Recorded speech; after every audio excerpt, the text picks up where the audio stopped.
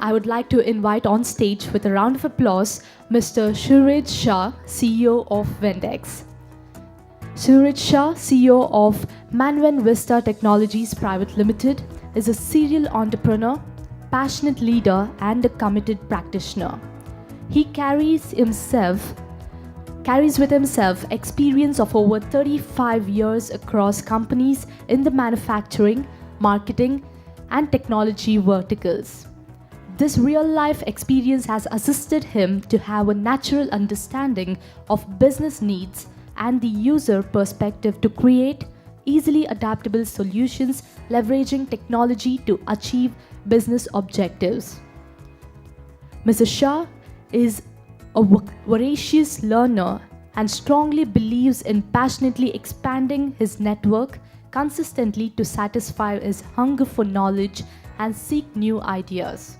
His close associates comprise of acknowledged management gurus, highly experienced senior supply chain professionals, proficient technologists of different expertise, and many others who can consistently enrich his understanding of different organizational functions and evolving needs of the customers. Can we hear a big round of applause for Mr. Shah?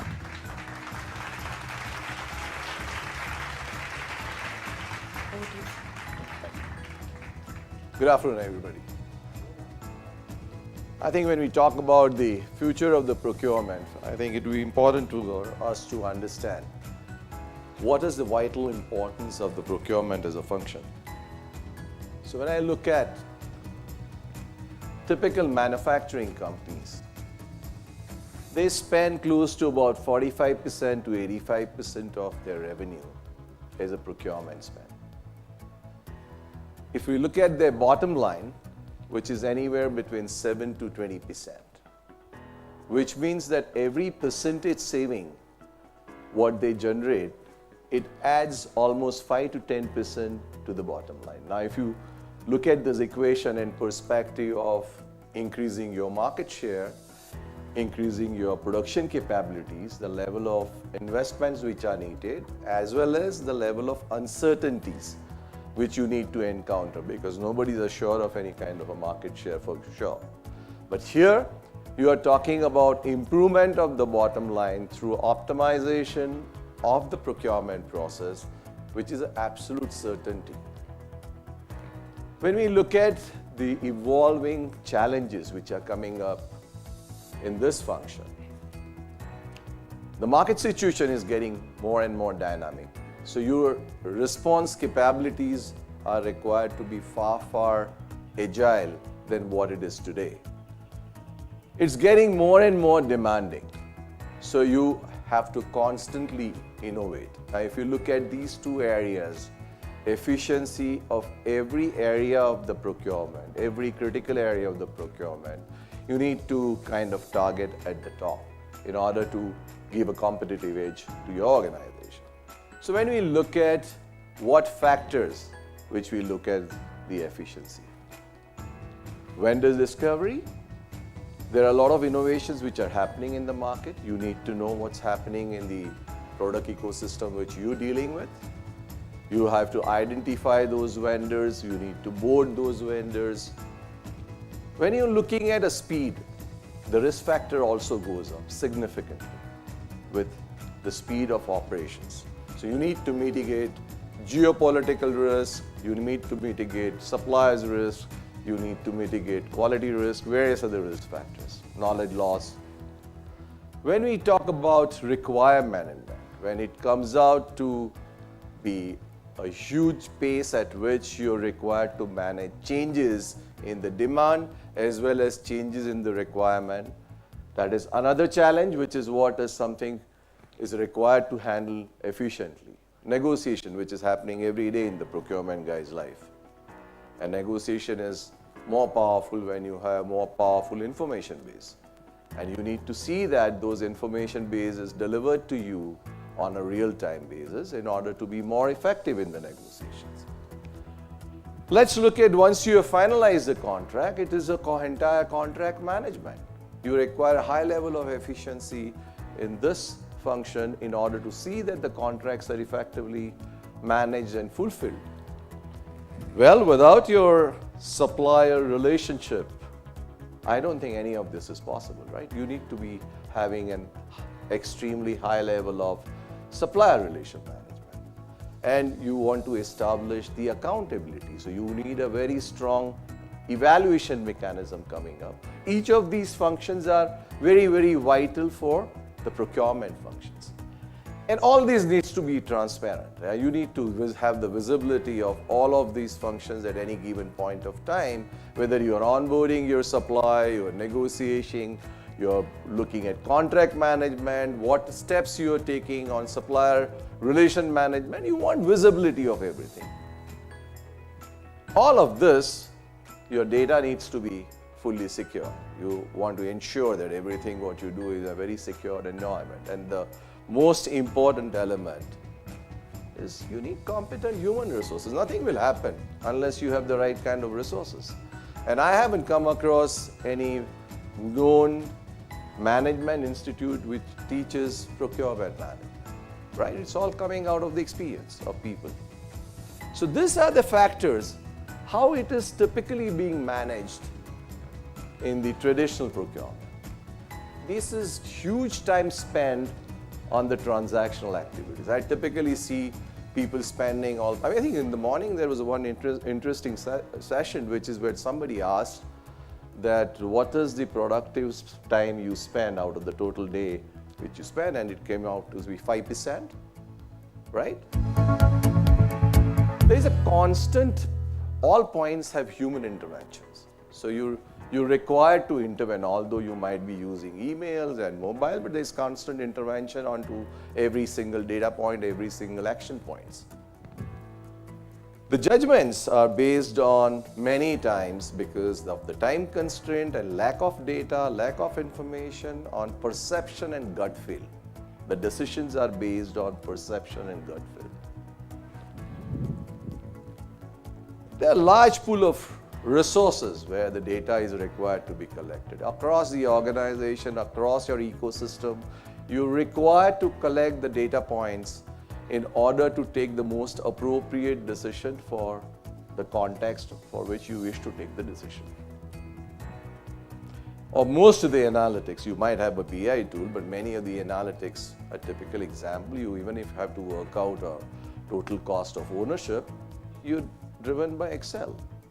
Most of the time, all analytics. So when you're driven by Excel, the question arises that what's the purity of the data? Because it's the human who is entering the data. What's the kind of effort which is going on?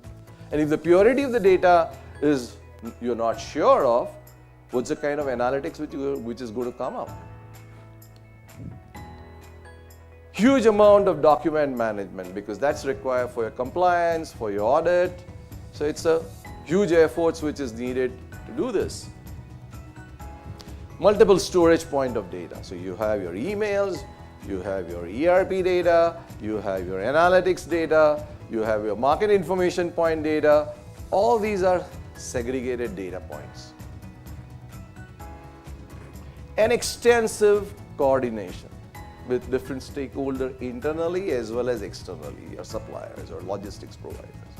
Is huge amount of coordination. So what are the challenges typical which you face? This all things leads to maverick buying. It does not give you the spend visibility as you desire to have it on real time. The data purity, as I mentioned, is a questionable purity of the data. What happens when your critical buyer leaves the organization? All knowledge is sitting in his head, right? So you cannot mitigate that risk unless you have captured all the data, what he's done on any system.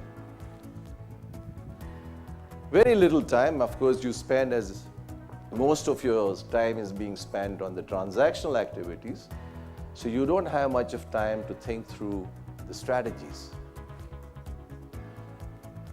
You need desired information on a click of a button, then you are probably able to move faster.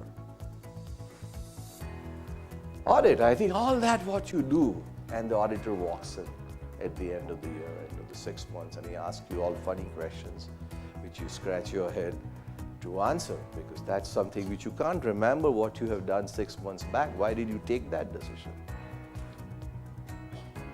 So it leads to a very, very stressful environment. And again, unfortunately, most management don't recognize this as a very, very important function. Everybody thinks buying, it's very easy. It's a science by itself, right? You guys know that well. But most of the management have more focus on the sales, on the production. But the purchasing department, which is kind of can really improve his profitability without much of an investment, has never been a great focus. Things are changing now.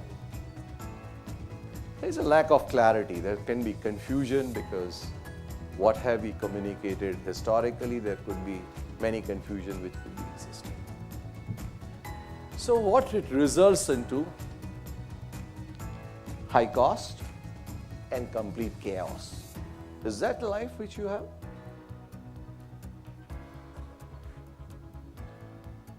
It has impact on the profit. Yeah? So we'll look at various gaps in information, communication, your high cost of human resources, impact on negotiation. This impact can range from 2% to 22% of your spend. So if you're spending 1,000 crores or 500 crores, your spend at 500 crores could be as high as 10 to 100 crores more because of this inefficiency. So what's required? These are problems. So tell me, what is the solution? You'll require a very little time to be invested for your transactional activity. I need something which can practically not requiring much of time on my transactional activities, which is today I'm investing a huge amount. I need something where I have a contextual analytics which are flashed to me when I want it. I don't want to go to multiple systems to get those analytics. I don't want to fill in the data in the Excel file to get those analytics. And I want my compliance standard, so it's a CAT, which is what you require. You need your compliance standard to be observed by default. You don't have to put in any efforts, right? So that's where, welcome to the digital world, which is where it will connect you to the all points of information which you desire, all points of transaction which you desire. This is what, from anywhere in the world, through any of the devices.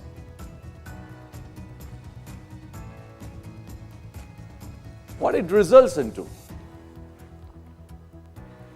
Real-time visibility of everything what you are doing, or whatever is happening, not that you are doing, whatever is happening in the relevant ecosystem. It brings you dynamic, relevant analytics. See, I think we're dealing with a huge pool of data. You want a relevance.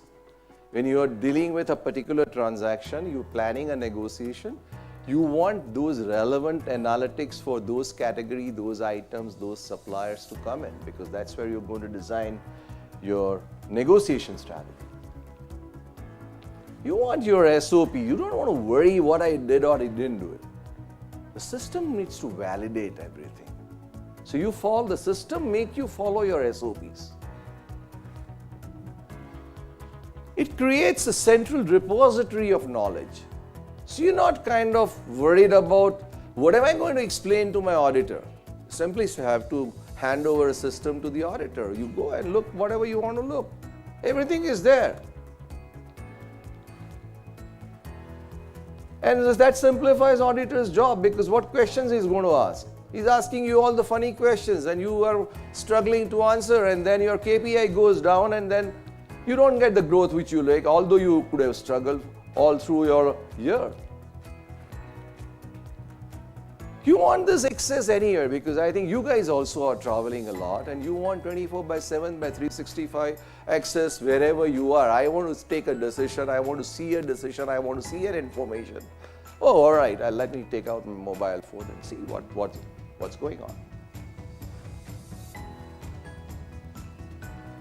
Whatever information, like you want to find out commodity movements, you want to find out exchange rate movements, everything needs to come. Well, this is the digital world.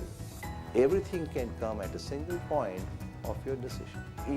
Each of the areas which I have talked about is actual reality of the digital world. You want to have the supplier performance based on whatever he has done. No manual intervention. All data which is being captured, it will assess the supplier's quality performance, his delivery performance in the manner in which you wish to have it. So that's what is the digital world can result into. So what happens now? What are the challenges? I think I have addressed all challenges, right?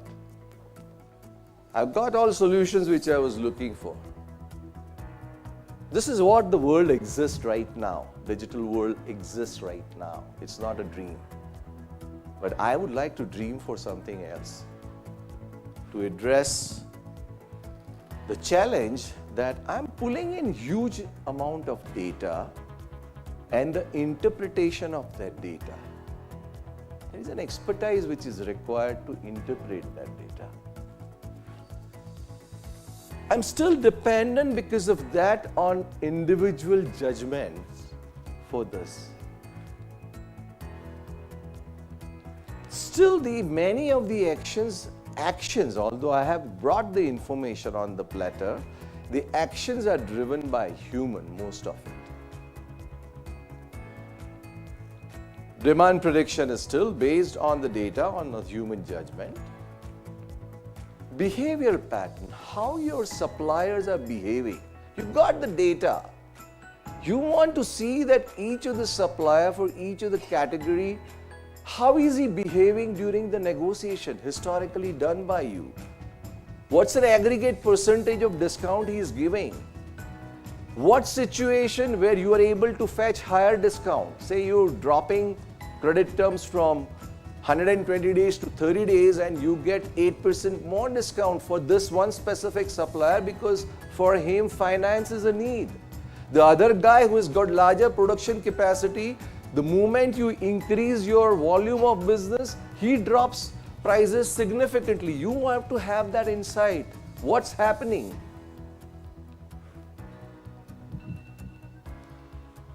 Well, many queries can come up and still you require human intervention to address those queries.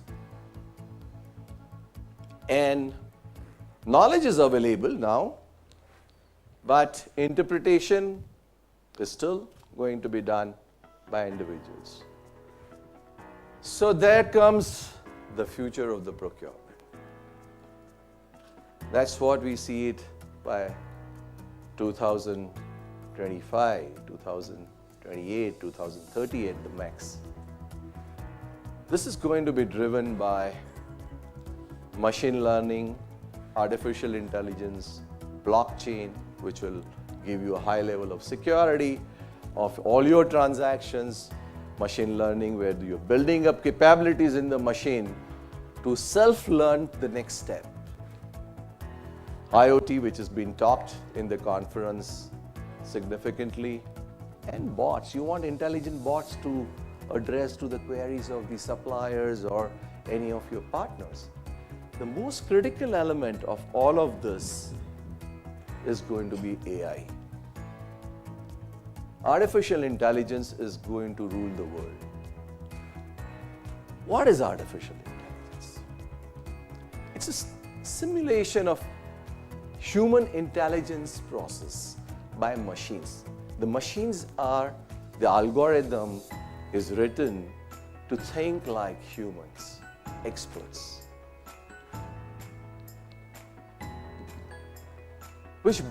Say for example, I'm giving here a negotiation behavior I talked about. Now you got your TCOs of say 5 suppliers available with you. How can a system intelligently analyze this 5 suppliers bids and tell you, hey, you go to the supplier A and your target price today should be 90. On what base? Just giving a very simplistic example. You captured historical negotiation behavior of all of these 5 suppliers. You got current bids of all of these 5 suppliers. There is an average percentage negotiation which is already known by the system. It also picks up the variants that under which situation, which variant can work for which supplier to get the lowest possible price. If this data with the right algorithm is processed by the system can suggest, of course there are situational changes which will have to be accounted, but system can suggest go to this supplier and target 90 rupees, and it will also give you a logic on what ground this 90 rupees the system is suggesting. And this is coming to a reality. The next, which all of you have experienced, is Siri, Alexa, Bixby, Cortana, is speech recognition, right? Is the system understand what you talk, right? And the third part is the visual part. Now, let's understand how our mind works. We visually get connected to something, we hear something, and our mind processes that data with the historical knowledge what we have, right? These 3 elements, when it works together, we come to a judgment, we come to a decision, or we have a path to move forward, right? That's how it works. That's what artificial intelligence is supposed to be doing. That's the next stage. That's the future. And it's happening all across, in all walks of life. And it's happening at a very, very high pace. So when we look at some of the example of AI, spend classification, I think each one of you would have this as a big challenge. Supporting sourcing, I did mention about the suggestive decisions. Supplier risk, I mean, a lot of things are happening all across the world. My supplier is located in Mexico, and there could be some issue, political issue in Mexico. So what's the risk element which I'm going to account? I will pick up those information. I will reflect those as a risk element. Big data benchmarking. You're collecting huge amount of data, but you want to benchmark data. You cannot process those data. You need something specific to what you're looking at, that information, that analysis. So these are the various usages of AI. And what Deloitte felt, that 88%, they carried out a global survey. In the next 5 years, this is going to impact procurement severely. So I think it's important that if this is going to be the future, your present, you need to make sure that you're ready for the future. Because you cannot move to the AI if your data purity is not in place. And if your data purity has to be in place, your digitization map has to be in place. Because otherwise you cannot be assured of the data purity. And then the AI cannot work. AI would give all wrong results.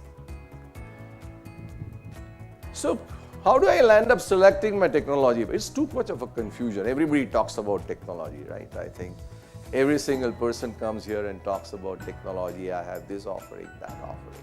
How do I land up selecting a partner? I'm confused.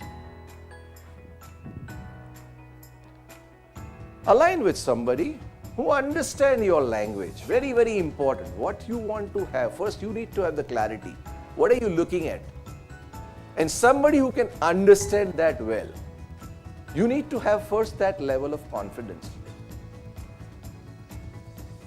Don't fall for perception. I think everybody, we are all smart to manipulate Excel file to give a huge ROI, right? And I said, we will do this, we'll do that, and this is what is going to be your ROI. Don't fall for perception. Reality check. How do you do the reality check?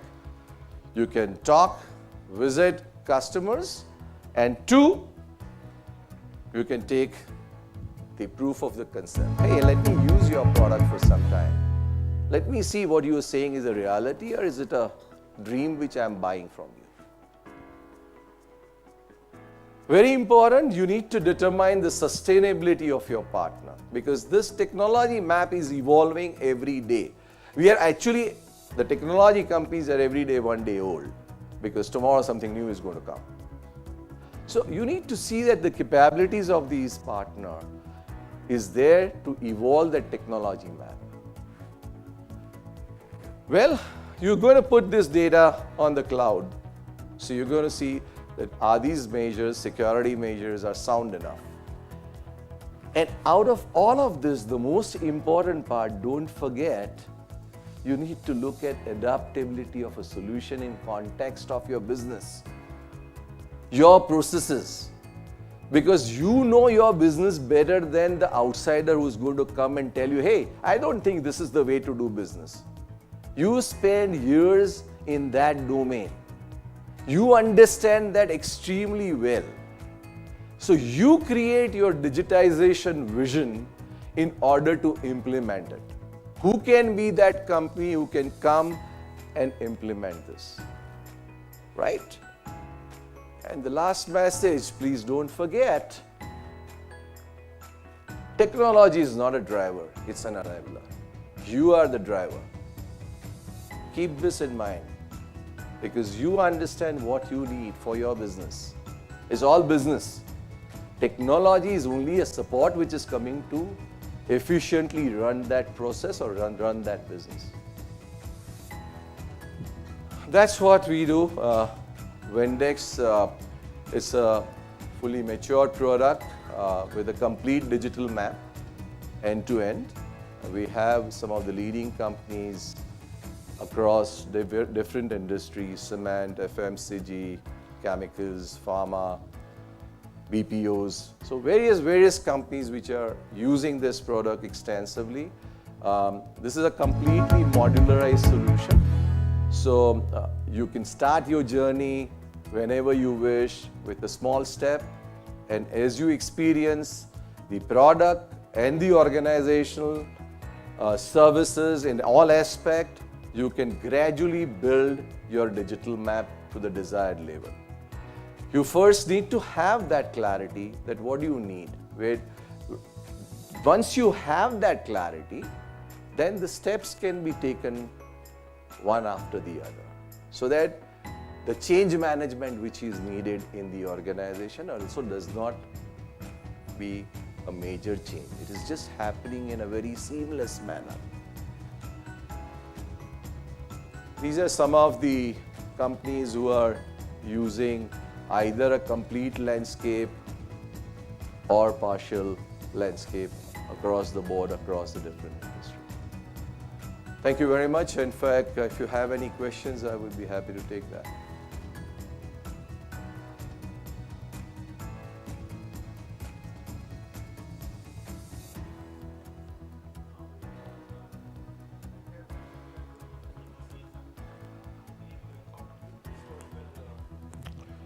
Yeah. Negotiation happened in the past, for vendor behavior during negotiation. Right. Good question. When you start using the system on the day one, you don't have the behavior pattern available. As you build your transactional history on the platform, for the repetitive products which you buy, that is where you are capturing the vendor behavior. It's because the vendor's first quote and the last quote is his total negotiation percentage, right? So that is already captured by the system when you start using the system. Now it's a question of aggregating it on the weighted average. It is also on the question of looking at the volumes range, that because the larger volume can have a larger negotiation possibility, or the credit terms or a seasonal factor or a strategy. Some strategy could have worked. All of this is captured on the system. So one after the negotiation will capture No, this is dynamically created. When you float an RFP, when vendor gives the first quote, automatically TCO calculation happens on the system. When you negotiate through any mode, either you use the system or you pick up the phone or you're personally talking to a vendor, whatever price reduction comes, he is required to put in that data to whatever changes which are coming up. And that's how the vendor negotiation pattern gets built on the platform by default. And there's a dashboard. And these are all dynamic embedded analytics. So if you're buying steel of a certain grade, and if you're bought this material from, say, a couple of vendors, and maybe there are other couple of vendors whom you have not placed an order, but you had tried to negotiate and you have the price history available. Now at this point of time, when you are buying that specific steel grade, you have an icon which will come up. You will have your TCO spreadsheet, which is not your created spreadsheet, the system created page, which is looking like a spreadsheet, which is available with all the desired cost element, be it for domestic supplier or be it for international supplier, all of them incorporated there. And this icon, you just go simply and click on that icon, it will tell you that what is the negotiation behavior of each of the supplier under different situations. It will also give you a price trend of each of the supplier, historically how it has been. You want to look at the spend of a particular supplier. There's another icon on that supplier. Simply go and click that icon, you have the spend available. You want to relate this to the commodity exchange, supposing if you want to track some commodity exchange. Put that data and put a linkage to the item. So you would know that how the commodity prices are moving vis-a-vis these prices are moving. You want to, on top of this, you want to have an audit mechanism. That my orders, I place 25,000 orders every year. I want to filter out that which orders were placed where I have given higher price than the previous price, or say I have not negotiated an average percentage of negotiation, or say I have not placed an order on the L1. So various permutation combination, almost 1024 permutation combination, it will filter out those decisions. I want to filter out decisions which are all above 1 crore. It will filter out decision according to these. I want to filter out decision for this plant, this category, this supplier, all permutation combination, which is what you want to add. The system would pull out that data. And on a click, you have the complete history of the negotiation, including the justification of the buyer. So I have mentioned about it, you don't have to worry about your auditor. Simply hand over the system. You can look at whatever you wish to.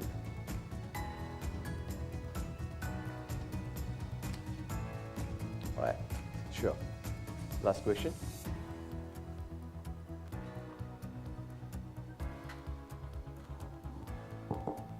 I'm from an infra company whose business volume today is more than 10,000 crores. And the biggest challenge for supply chain, as a supply chain person for me, is the data management and the vendor management. Now, when we talk about data management, we have the item codifications, volume of the items what we are handling today, maybe in 30,000 or 40,000 items or more, I don't know today. It's a huge volume, and multiplied by number of vendors what we Yeah, combination of that. Yeah. Now, as we talk about as you told also that sanity of the data is most important for future data management and your data analytics and your future decisions. Perfect. So, in this context, how you manage or give a solution to vendor management and the data management today? I think it's good that you asked this question, because it's nothing which is required to be managed. If you adopt a system, the system manages by default. You have a source list available of your each of the item, or you can add it dynamically as and when you wish to. That source list stays with those items. So whenever next time when you are buying that item, that source list is automatically picked up. You have structured RFP, which can comprise of technical parameters as well as the commercial parameters. Now, typically an EPC company would have every line item where the technical parameter can change. So there is a dynamic engine to create the technical bid, which is built in the system. So you can dynamically create different technical parameters required for getting the data from the supplier. Now the supplier requires some clarity. So there is a Windex come and tell you, hey, this is not something, I can write algorithm, but that algorithm may not fit made spend analysis independent of the code. So you can attach category, you can have subcategories as per your desire. You can create groups on top of the category, you can add multiple category to that group.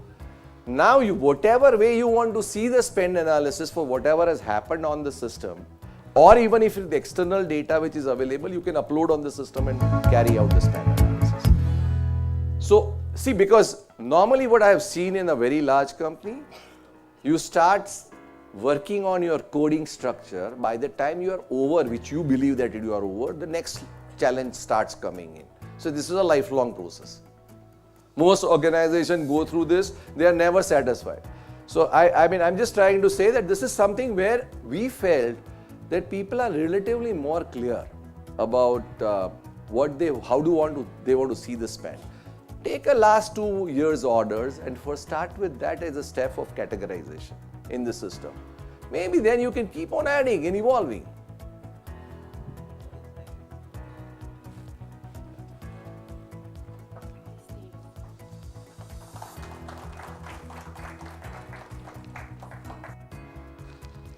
Thank you so much, Mr. Shah. And I request Mr. P.R. Rathod to please come up on the stage to present a token of appreciation to Mr. Shah.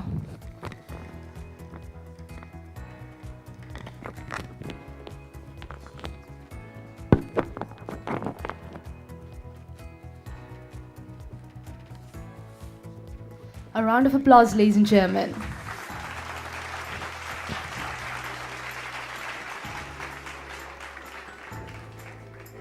Thank you.